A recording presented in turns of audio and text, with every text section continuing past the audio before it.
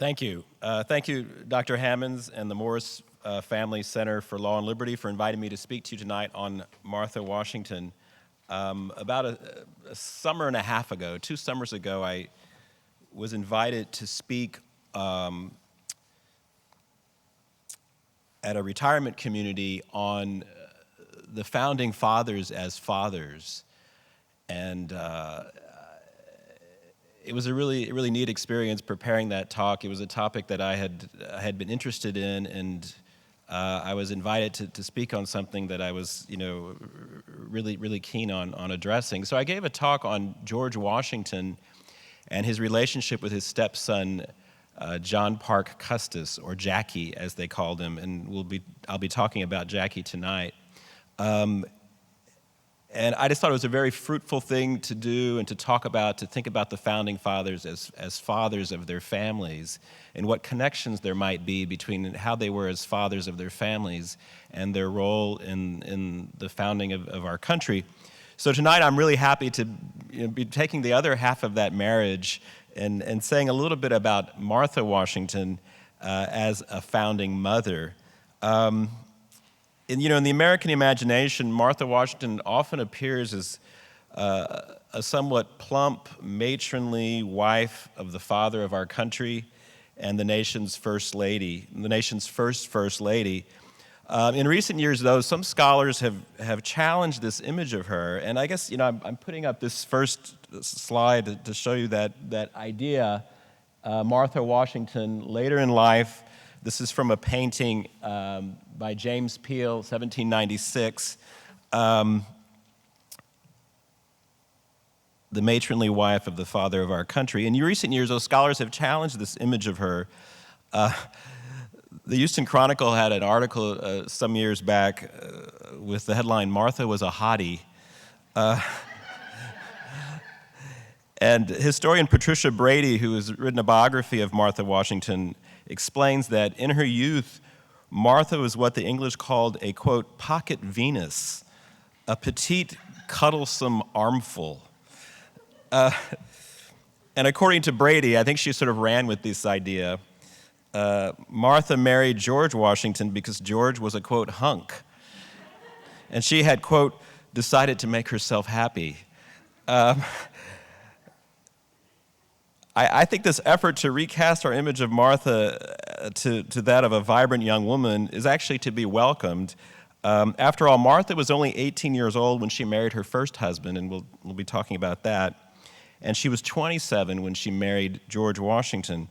Like all people who grow old, Martha was young for a good long while first. So you get a fuller picture, right? There was a lot of loss in Martha Washington's life, intense loss, especially in her adult years, and I'll be talking about that. Her first husband died after just 7 years of marriage. She had 4 children with him, but of the 4, only one survived to adulthood, and that one, a son, Jacky, died during the Revolutionary War.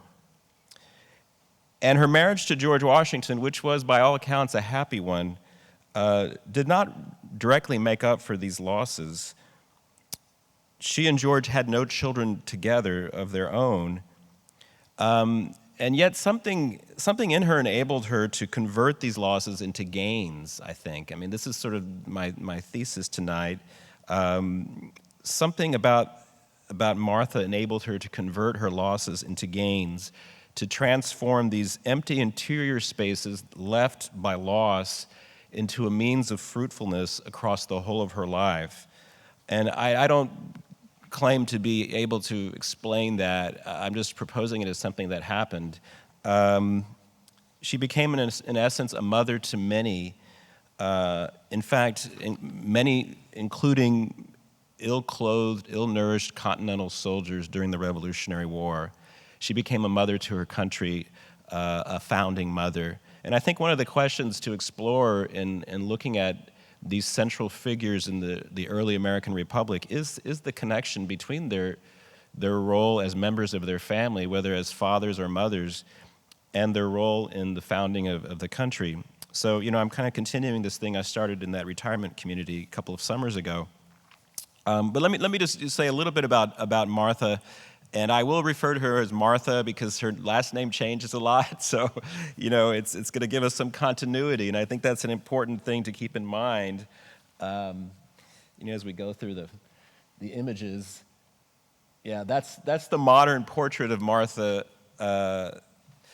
based on supposedly a sort of computer-generated age retrogression analysis, based on the 1796 portrait. Oh, I'm going the wrong way here. Based on the 1796 portrait, what she would have looked like in her mid-20s. And this is a painting done in 2004 based on that computer-generated image. So Martha Washington, before she was Martha Washington, she was Martha Custis, and before that she was Martha Dandridge. That is her family name. She was born in 1731. She was the oldest of 8 children. Her parents raised her on a 500-acre tobacco plantation in Virginia. It's not entirely clear how many slaves this family had, but perhaps 15 or 20, given the size of the plantation. Very few of those slaves would have done housework. They would have been devoted to work in the fields. And instead, Martha's mother and her daughters, including Martha, did much of the housework. She dressed fowl, gathered eggs, made dyes, spun, wove, knit, swept, mopped, beat rugs, salted, smoked meats, made sauces and jellies, made soap, washed clothes, cooked. So the whole range of these domestic skills were cultivated in her from a very early age. And her day was largely occupied with an education in those skills that would enable her to be an effective manager of a household herself someday, and to continue to do at least some of the actual work as a manager of that household. There was some literary education Martha was given, but she would never become a polished writer. She was no Abigail Adams, and this is a whole other order of experience. We're not in New England, we're in the Chesapeake, the colony of Virginia. She's trained for a different thing, so she would never become a polished writer. She would probably not win a prize in HBU's A Piece of the Past University Museum Essay Contest, the deadline for which is March 22nd. Just gonna throw that in there. She would have many friends over the course of her life, but she and correct punctuation would never become close. The run-on sentence was her most common grammatical failing. And I'm not trying to dig into her or harass her or anything. It's just, it reflects the standards of the time, certainly for girls and young women, but also for many, many boys.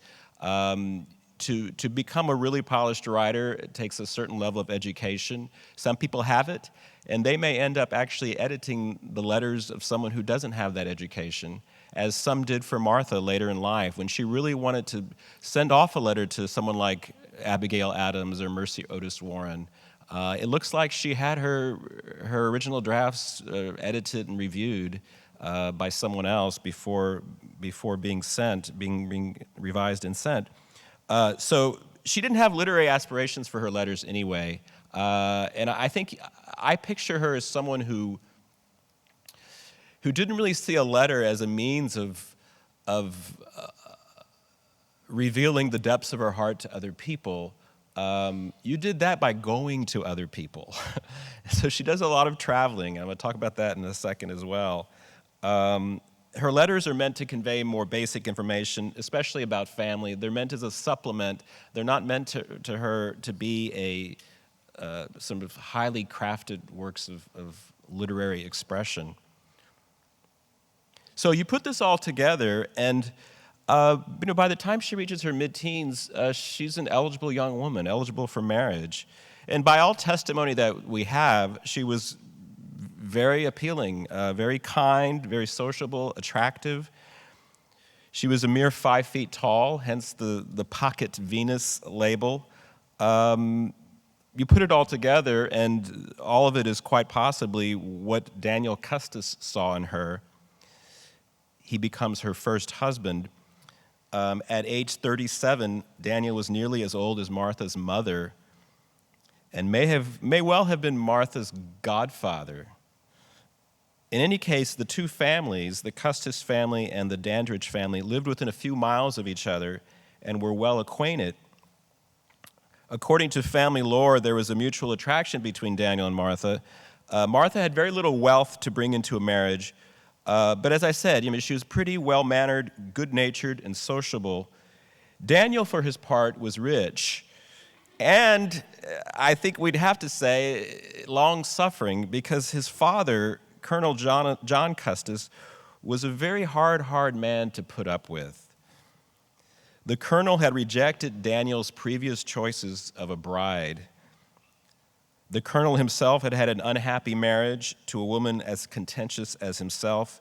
According to one story, the colonel and his wife were arguing while on a carriage ride when the colonel angrily turned the horses toward the shore of Chesapeake Bay. When his wife asked him where he was going, he replied, "To hell, madam." To which she retorted, "Drive on, sir, drive on."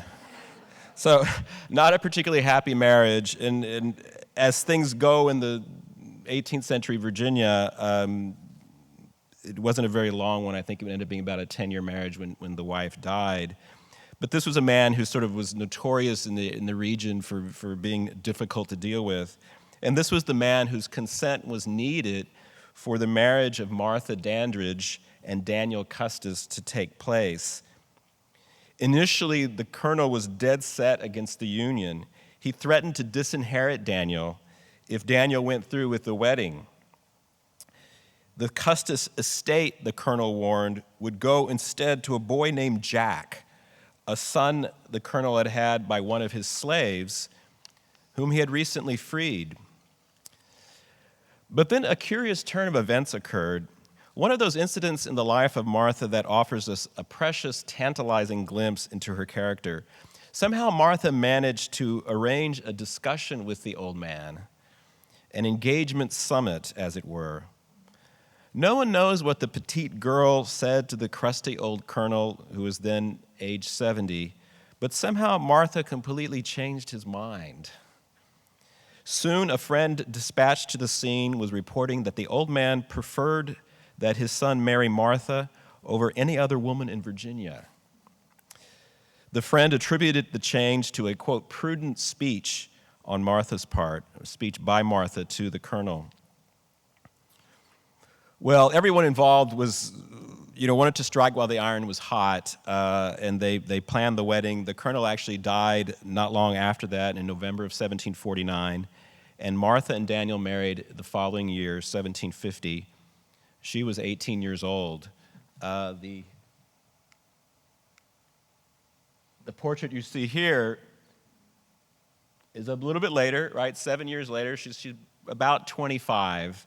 And this is a portrait done actually in 1757. This is not a modern rendering. So she was 18 years old when she married Daniel Custis. He was about twice her age. They settled on his estate, which was about 30 miles west of Williamsburg, and they appear to have been happy. They settled into a routine more or less typical of elite Virginia tobacco planters of the time.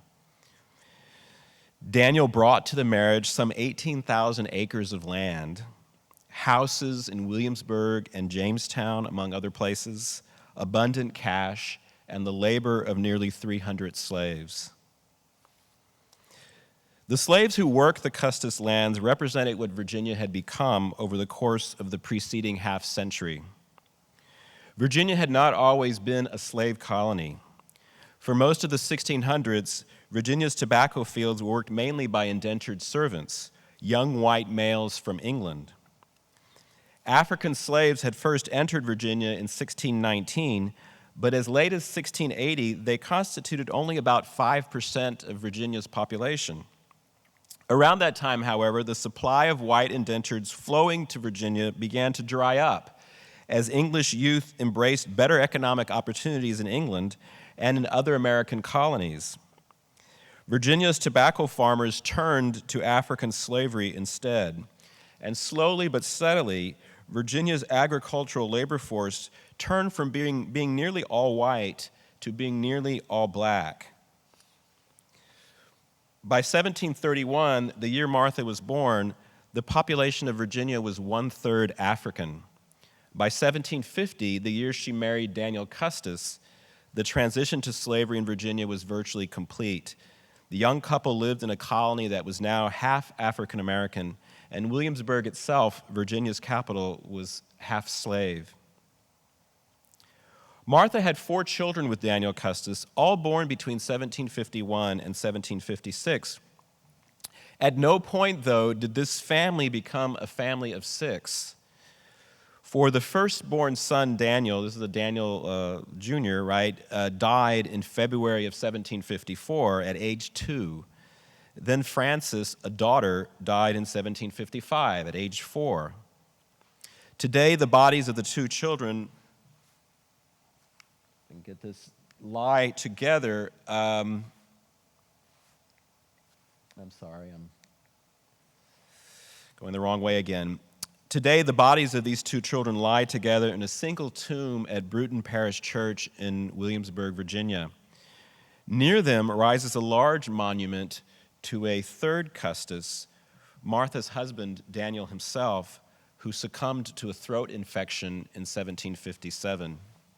And Dr. Hammonds led a group of students, and I came along to visit Colonial Williamsburg last summer, and this is one of the sites we saw. Obviously these monuments are not in the greatest repair or condition. They represent an earlier life for the founding mother, Martha Washington, her first husband, and 2 of the children she had by him. Daniel's illness had lasted only a few days, and Martha's marriage to Daniel had lasted 7 years. So of their 4 children, 2 remained living at Daniel's death. John Park, nicknamed Jacky, who was 2 years old at the time, and a daughter, Martha, nicknamed Patsy, who was less than 1-year-old. So Martha became a mother, and now she's become a widow. And that's an early portrait of the 2 children, probably a little later than the time of their father's passing. She began the customary 15-month period of mourning, and she assumed the management of the massive Custis estate, which Daniel had preserved more or less as he had received it from his father. A final evaluation of the estate, completed several years later, showed again the scale of the holdings. Daniel Custis left behind some 18,000 acres. These lands were worked by some 250 slaves who, along with his personal property, were valued at 30,000 pounds. Added to these were liquid assets totaling another 10,000 pounds. One thing Daniel Custis did not leave behind, however, was a will. He had died intestate. Under English law, that meant that 1/3 of his personal property went to Martha. Martha also received 1/3 of his land and slaves for her use during her lifetime. Daughter Patsy received another 1/3 of her father's personal property. But the greatest beneficiary of the Daniel Custis estate was young Jacky Custis. He received 1/3 of his father's personal property, 2/3 of the land and slaves. And the 1/3 of the land and slaves, I hope you're keeping track of all this. It doesn't get any simpler as you go forward and learn more about wills and inheritance. The remaining 1/3, the 1/3 that was reserved for his mother's use while she lived, would pass to Jacky once she died. While the children were minors, of course, Martha managed their portions of the Custis estate as well as her own. And by all appearances, she did it very capably. But there was no real expectation that she would remain single indefinitely. She became a widow eligible for remarriage. We don't know when Martha and George Washington first met, but their courtship appears to have begun around March 1758, which was about 8 months after Martha's first husband died. By the standards of the time, and probably by the standards of today as well, both George and Martha were good catches.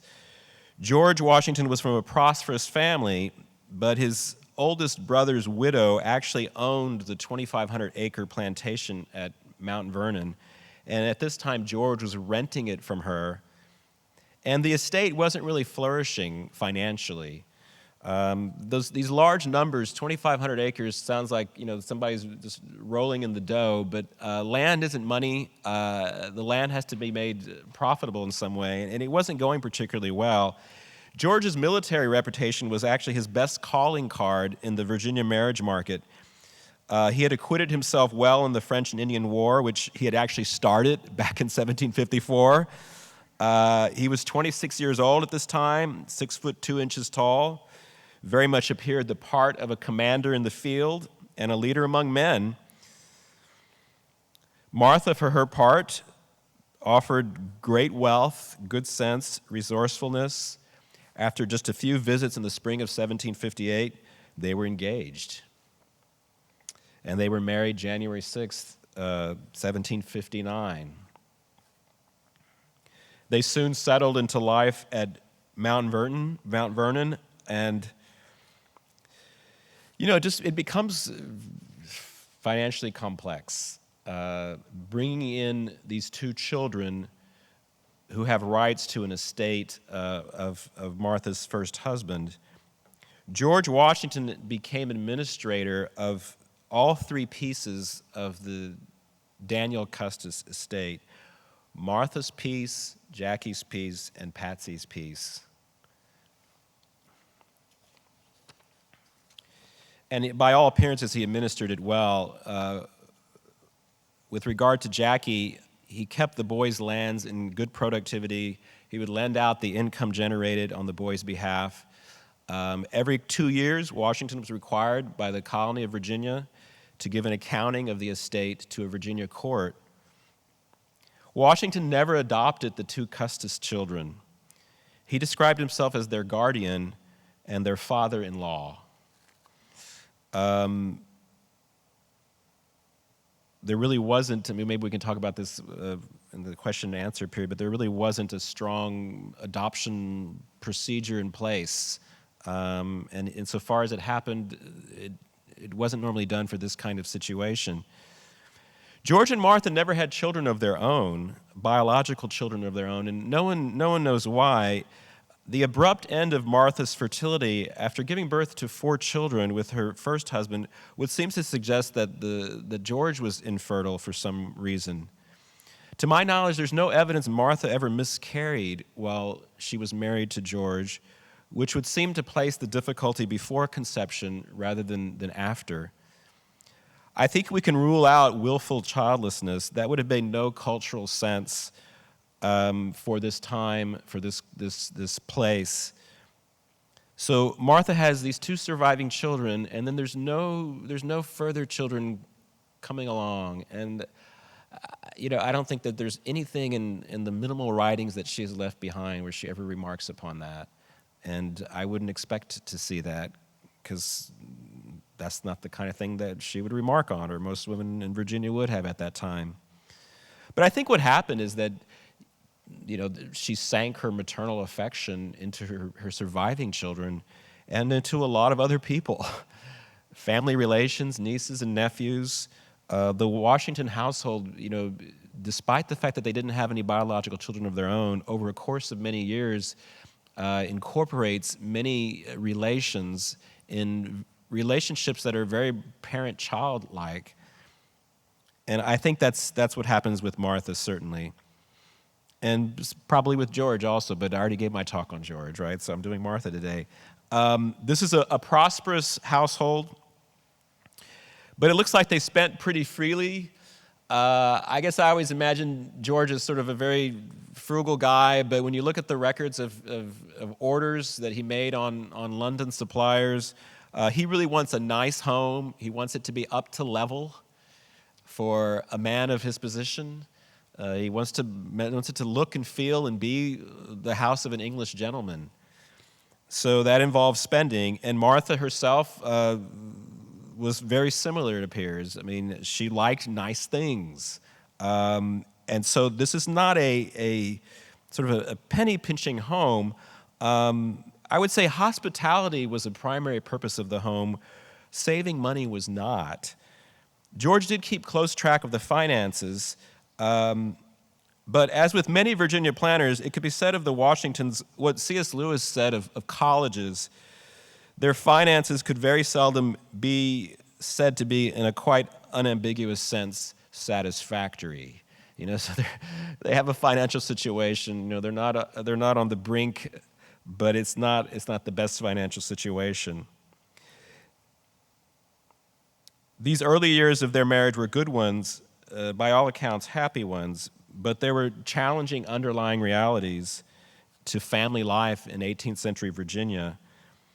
Financial realities, physiological ones, and Martha's experience with her daughter Patsy proved to be one of these challenges, and really a heart-wrenching experience. So I'm going to say a little bit about what happens with respect to Patsy. This is a portrait, I think, I only have one of them. Portrait done by Charles Willson Peale, 1772, of Martha's daughter Patsy. Her only surviving daughter. They raised Patsy the way Martha had been raised. And they gave her some schooling, gave her some training in good housekeeping, ordered fine clothes for her, suits of lace, necklaces, hats, even songbooks, because they had instructors come to teach her music, to teach her to dance. She was put on the road to being a marriageable young woman of Virginia, pretty by testimony of the time, studious, cultured, and with a large share of her father's estate in hand, wealthy. I mean, she had something to bring in terms of finances to any marriage partner. But there was one difficulty that proved insurmountable. Patsy had epilepsy. Her seizures had begun as early as 1760, when she's only 4 years old, and they continued intermittently thereafter. The Washingtons called in doctors who attempted a lot of different remedies. Nervous drops, I don't know what the nervous drops were, but that's what they were called. Mercurial pills, Peruvian bark, ether, and of course, bleeding. George and Martha took her to a water resort in Virginia that was supposed to have waters with healing powers, curative powers. At one point, they got a blacksmith to make an iron ring for her finger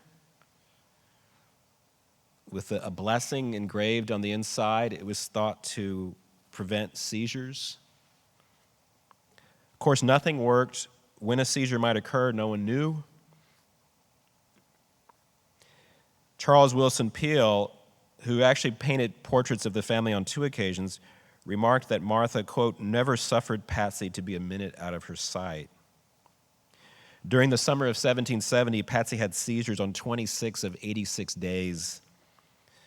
There were long stretches of reasonably good health, followed by sudden shocks of fits. Patsy was in a good stretch in June of 1773 at Mount Vernon with family. Soon after the family dinner, though, she had a seizure and she never recovered. At her first collapse, George rushed to her side. He knelt by her and prayed for her recovery. But as George himself recorded the following day, she, quote, expired in less than 2 minutes without uttering a word, or groan, or scarce a sigh. Patsy probably died of what is today known as sudden unexplained death in epilepsy. I mean, we've given an official name for saying we don't know what causes death in epilepsy in these cases. She was 17 years old.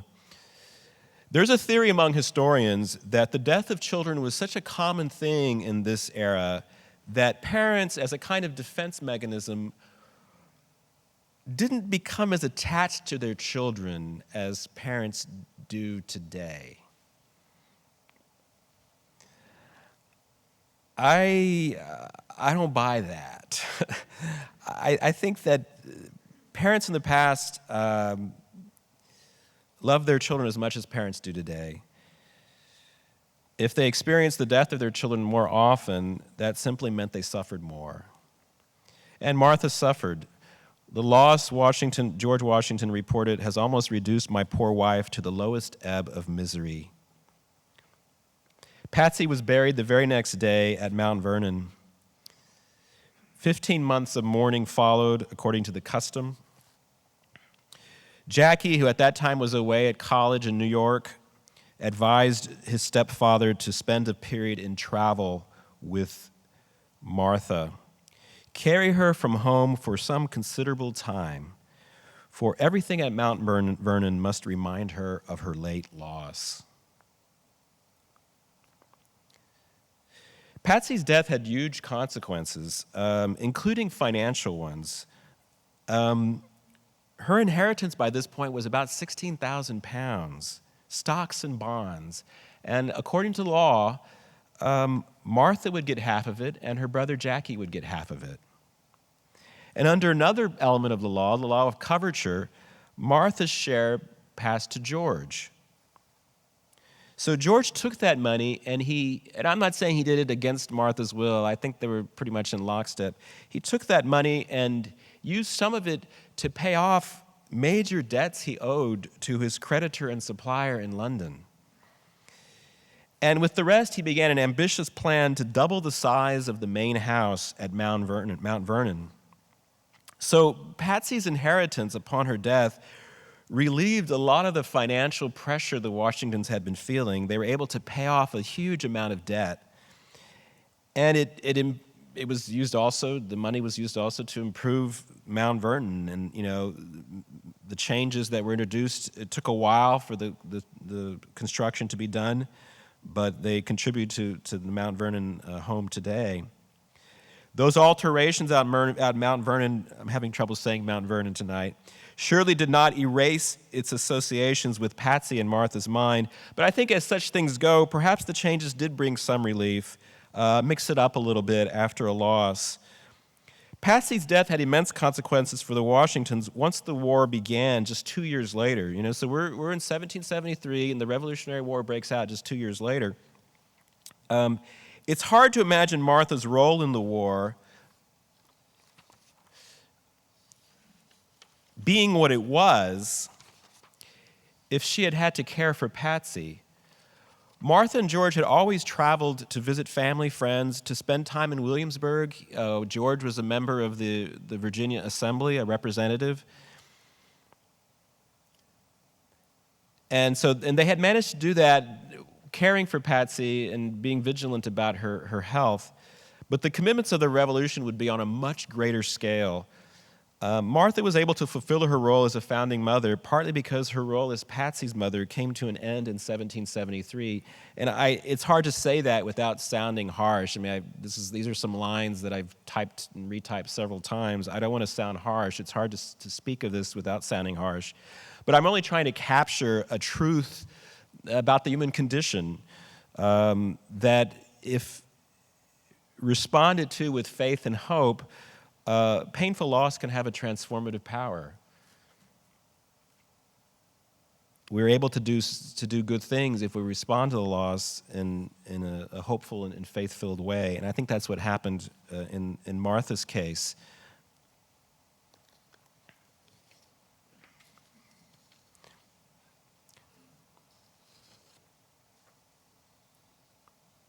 So I mentioned I was going to speak about Jacky. I think I'll pass over Jacky for the sake of time, except to say that Custis was a piece of work.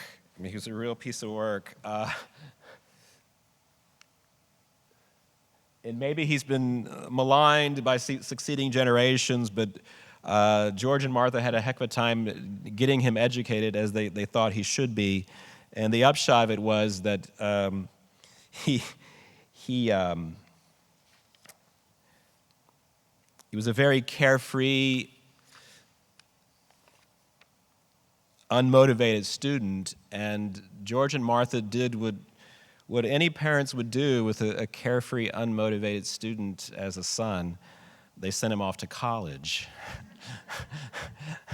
and so they sent him off to college at King's College in New York. It's Columbia University today. And he made a go of it. But when a couple of things happened, even by that point, he had suddenly announced to the family that he was engaged to a young woman named Eleanor Calvert. And George managed to persuade all parties involved that the marriage should be delayed so that Jacky could finish his studies. But when Patsy died, Jacky came home a few months later and said that he didn't want to do any more college. He wanted to get married right away, and that's what he did. And Martha appears to have actually favored it by that point. She wanted her son closer to home. New York was a long, long ways away. So that's a little bit about Jacky. So Patsy died, Jacky married, early 1770s, in the middle of an escalating conflict between the British Parliament and Britain's colonies in America. Virginia wasn't the center of that conflict. Massachusetts was. I mean, that's where the Boston Tea Party occurs in 1773, around the time that Jacky's heading home from New York. Protests against British taxation, against British laws for the colonies. The colonists thought under the Constitution, Parliament did not have the authority to pass laws for the colonies. So this controversy is brewing, and the Washingtons are definitely concerned about it. But at this point, George and Martha were not radical opponents of British rule. In fact, they were good friends with the royal governor of Virginia, Lord Dunmore, and his wife. When Patsy died, Lord Dunmore offered his consolations. In 1774, the Washingtons attended a ball in honor of Lady Dunmore. The two couples dined together. But in the ensuing year, George moved firmly into the Patriot column, and Lord Dunmore became the most hated man in Virginia. Martha, for her part, kept a low profile. She did not participate in the boycott of British goods, as many Americans were doing. She did not wear the made in America homespun clothing that many American women had begun to wear in protest against British measures. But when the fighting of the Revolutionary War finally broke out at Lexington and Concord in April of 1775, whatever inclination she may have felt toward Britain dissolved, like her husband's, into this turbulent mix of patriot resistance. In June of 1775, George was appointed commander-in-chief of the Continental Army, and he wrote Martha from Philadelphia with the news. It's one of only 3 letters that survive from George Washington to Martha Washington. And the second of the 3 comes soon after this one. It's about the same topic. He's telling Martha that he's going to be commander-in-chief. He says, I had no choice but to accept the appointment. It's a matter of honor. I would have brought dishonor upon myself to decline. He said he would just trust in divine providence to return him to Mount Vernon in the fall, right? So he's in Philadelphia. It's summer 1775. I'm sorry, sweetheart. I'm sorry, my dearest, as he addresses her.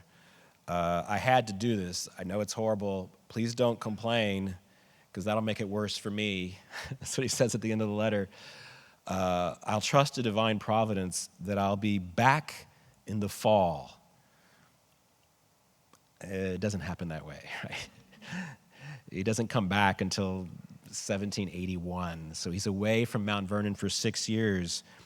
And that means the Washingtons are all in this movement. Their lives are going to change radically in the war.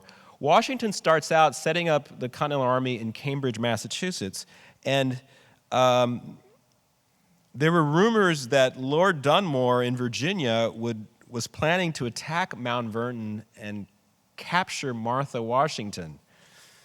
So George worried about her safety in her home community. Martha wanted to be with her husband. Their separation fed into a nasty rumor that Martha was actually a loyalist, a supporter of the king, who had separated from her patriot husband and was living in New York. So Martha decided to make the 450-mile journey to Massachusetts and join George at camp with the Continental Army. In November of 75, she departed Mount Vernon, accompanied by Jacky and his wife and 5 of her slaves. There was still talk that she might have loyalist sympathies, and it's just possible, the evidence for this isn't clear, but it's just possible that patriot jeers of traitor and Tory followed Martha as she departed Mount Vernon. But she made a point of wearing homespun to demonstrate her patriot sympathies. And when she arrived in Philadelphia on the way to Massachusetts, she was hailed as Lady Washington. And she received a lot of credibility when she accepted the cancellation of a ball in her honor on account of a ban that the Patriot movement had put in place on, quote, frivolous entertainments in this time of crisis in Philadelphia. So she stayed a week in Philly, and at the end of the week, she reported in a letter that she left Philadelphia in as great pomp as if I had been a very great somebody. Finally, she reached George in Cambridge, where he had established headquarters at the house of a loyalist who had fled the area. The camp was full of squalor. The troops were poorly housed, poorly supplied. Martha could not single-handedly transform conditions in the camp, but she did make it a happier place by putting her social skills to use, and later her material skills, making clothing for soldiers. She organized a party on the 12th day of Christmas, January 6th, which just happened to be her wedding anniversary.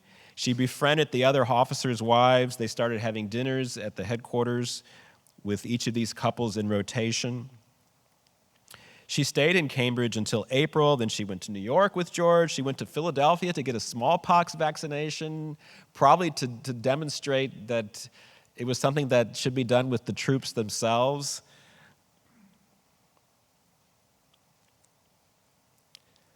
Very tiring.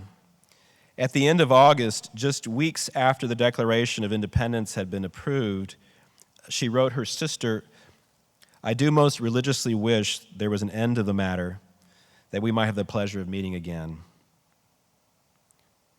But there wouldn't be an end of the matter anytime soon. For the next 5 years, Martha would repeat the work of travel, hospitality, and support that began in the Army camp at Cambridge in the last weeks of 1775. Ultimately, Martha spent half the Revolutionary War in camp with George and the Continental Army. These so-called winter encampments could begin in fall and end in spring. Martha famously said that she was there for the last shot of the previous military campaign and there for the first shot of the following one, right? So she's not going to be with George when the heavy fighting is done, but she's going to be right there the moment the fighting ends, and she's going to stay until the fighting begins again. Her accommodations in these camps varied greatly in size and comfort. At Middlebrook, New Jersey, the Washingtons occupied one of the largest houses in New Jersey, a 12-room home. But at Valley Forge, Pennsylvania, George and Martha were limited to 2 small rooms in a stone house until George ordered the construction of a log cabin extension. Typically, the soldiers were poorly housed, poorly fed, poorly clothed. Martha shocked locals by dedicating much of her time to visiting troops and literally clothing the naked. Local women called on Martha wearing their finest, expecting to encounter a grand aristocratic lady relaxing in leisure. Instead, they found Martha knitting with an apron on. All of these encampments were in northern states, in Massachusetts, New York, New Jersey, Pennsylvania.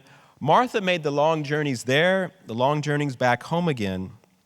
By my rough calculation, she traveled at least 3,000 miles between Continental Army encampments and Mount Vernon. To these journeys, she added more local trips to visit Jacky and his wife in Maryland or relations in Virginia. She called herself the Great Perambulator, a title as apt as any others she acquired in her lifetime. I think Martha's travels reveal a web of interdependence that developed in these war years, and it was a family web primarily, firstly. Martha, Jacky, and George, joined by ties of mutual need and support across hundreds of miles of the Atlantic coast. George needed Martha. He needed her companionship, her resourcefulness, her affection for the troops. Martha needed Jacky, a focal point for her love for her children.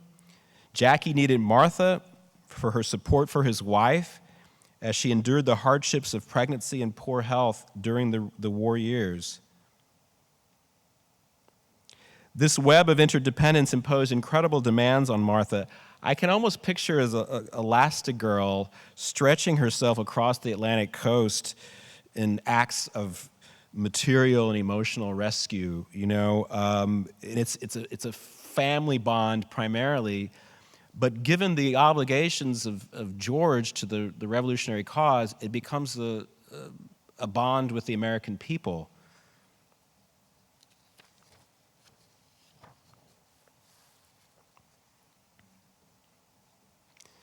So lots of hardship in the revolution, coming on the heels of Patsy's death, and then in the war itself, Jacky dies. Jacky wasn't a member of the Continental Army. His wife had 7 children during the Revolutionary War. He was, back in Virginia or in Maryland for most of the war. But at the end of the war in 1781, the fighting came to Virginia, and Jacky was very eager to be of direct use to the cause. And so he got an appointment as a personal aide to George Washington. And he was present at Yorktown, the climactic engagement of the Revolutionary War. But he contracted a camp fever, perhaps typhoid or meningitis. The British surrendered. Jacky wanted to see the surrender ceremony from a height. He was taken to a height where he could watch it. After that, he was promptly whisked away to an uncle's estate 30 miles away. George Washington did not follow him there until a couple of weeks later. And on the day that George arrived, Jacky died. George comforted Martha, who had now lost the last of her 4 children. They drove back to Mount Vernon. George spent a week there with Martha before returning to camp. So those are just some examples of the strains of the Revolutionary years and how the dynamics of this family were bound so closely with the public history, the destiny of the young nation. Martha died. I'm not going to talk a little bit about the presidential years. I'd like to just cap it off with the end of the Revolution. Martha died in 1802, 3 years after George did. I think it fitting to call her a founding mother for her obvious roles in the founding of the United States. I also think the label founding mother helps bring to mind the connections between family and what we would call work in Martha's life. Her work flowed from her family life. In today's world, family and work are separate spheres of life, often sharply divided.